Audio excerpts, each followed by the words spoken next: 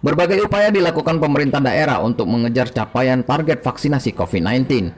Pemerintah Kota Tebing Tinggi, Sumatera Utara misalnya, akan memotong tunjangan penghasilan pegawai negeri sipil dan tenaga honorer yang tidak bersedia divaksin.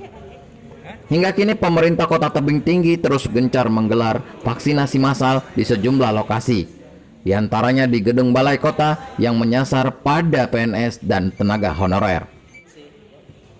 Sebelumnya pada tanggal 6 Desember 2021 kemarin, Wali Kota Tebing Tinggi Umar Junaidi telah mengeluarkan surat edaran ke seluruh organisasi perangkat daerah yang mewajibkan seluruh PNS dan tenaga honorer di lingkungan pemerintah Kota Tebing Tinggi untuk divaksin. Menurut Umar, ada sanksi pemotongan tunjangan penghasilan sebesar 50% jika para PNS menolak untuk divaksin tanpa alasan yang jelas. Sementara bagi para tenaga honorer, tunjangan penghasilan akan dipotong sebesar 30%.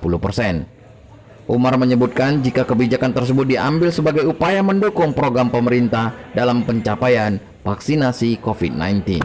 Saat ini capaian vaksinasi di Kota Tebing Tinggi sebesar 65,8% dan ditargetkan akan mencapai 70% hingga sepekan ke depan. Betul, itu kita lakukan bahwa kita akan memotong tunjangan PNS kalau mereka tidak bersedia divaksin tanpa alasan yang jelas.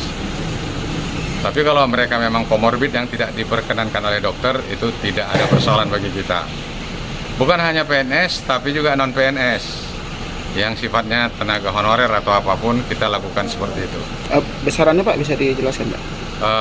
PNS 50%, non-PNS 30%. Itu tunjangannya aja Pak? Tunjangan. Jadi semuanya ini semata-mata adalah bahagian daripada kita mendukung dari Perpres nomor 7 tahun 2021 yang mengingatkan kepada kita bahwa vaksin ini diperlukan, ditingkatkan untuk menjaga immunity herd daripada masyarakat Indonesia supaya bisa lebih ditingkatkan.